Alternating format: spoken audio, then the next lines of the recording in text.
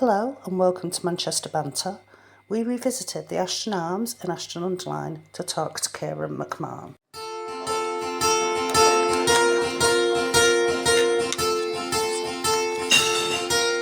Well, I could hide beneath the wings of the river as she sings.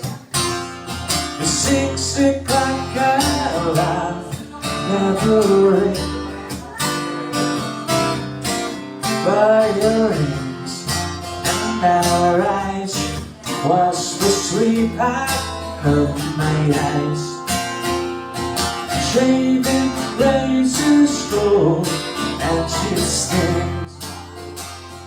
A culmination of different factors really inspired me to start wanting to learn the guitar and start getting into music. One being jealousy. My brother started having guitar lessons when I was around 12, 13, something like that, and I quite like the look of it. But the notion of music and guitar music was always kind of in the background. My dad plays a little bit, so every now and again there's a guitar in the living room, guitar upstairs. But also going watching a duo called Spark, Mark and Mike, very much on a day like this, when he was absolutely bouncing it down in Alexandra Park on the Lions Den stage for Ultimate Carnival. I'd never heard music from instruments and just like that before. So those things together really, that's what started. Well, music's a great thing, innit? Especially in today's time where you can come to a pub like this or a music venue. Leave your troubles at the door, come together, often with people you've not met before, and just have a good time, have a drink, have a laugh and sing some songs. And pretty grateful and quite fortunate that I get to do it on a regular basis and a little bit of a cost as well for doing so. So yeah, I brought out my debut album this summer under the keys of Glen Millstone. I'll explain why. Glen Millstone comes from two things. Glen Mill, which was a mill off Wellingham in Oldham, which was, after it was a functioning mill, became a prisoner of war camp in the area. And Millstone, as in Millstone Brewery, and Millstone Grit, and the actual big chuck off millstones. All my songs that I write are about the town, local people, and the area that I'm from. So that's why I've gone for a traditional name with a little bit of history, rather than something off the cuff. So it's almost like folk music then, isn't it? A little bit. Yeah, that's exactly what it is really. Yeah. Me and my acoustic guitar, and then fortunate enough to have some other musicians come along and jazz it up a bit in parts. I think challenges not just for me personally, but for everyone in music, in the industry and the pub industry, is going to be the budget that comes out there in the air, because I think pubs are being treated somewhat unfairly, let's say, by what's in place currently in terms of costings. It's tough being a pub at the moment, and so putting live music on is a risk, and it's hard because you've got to earn a certain amount to be able to make it worth it. So pubs are going out of limb really, having people like me and footing the bill for that.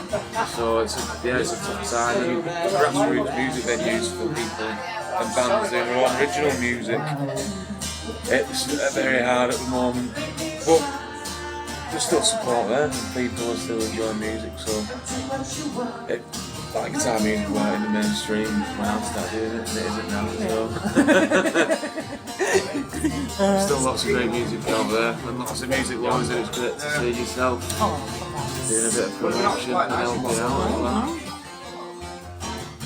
Yeah, earlier in the summer, airing the song that we've recorded and produced over the tunnel at Wembley while the team lifted the trophy, which we actually missed because we were indoors on a test. Because we thought, it's finished, we're not playing it. I had to get back to DJ and play all things in all places. so 26 hour, that you're out, phone started buzzing. I don't get many texts, but I get odd ones here and there, and it were going, I've got a media person will sit off the hook. It went 3 times in a row, so I looked at it, it said, your song's been put out.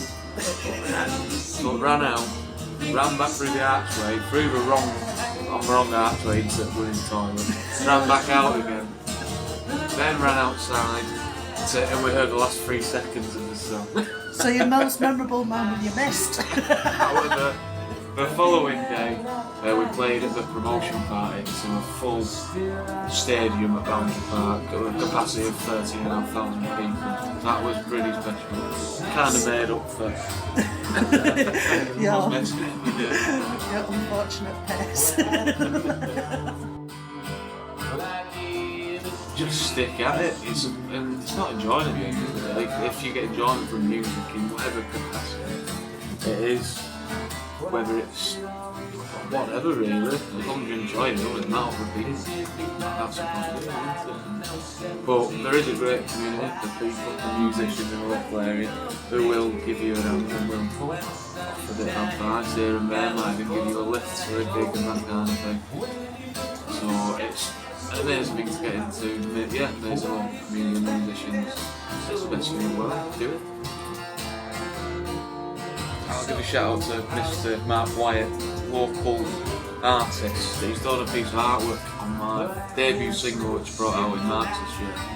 Then we're going to be unveiling it at Millgate Art Studios in Sutherland in the coming months. If people keep an eye out for that I'm excited about it. Sitting away with a strip book on the shelf is all you feel to see. Oh, I was defeated on the wall. Oh, I promised to love you forevermore. Oh, goodness, keep wanting to. Oh, now in the face of you. Oh,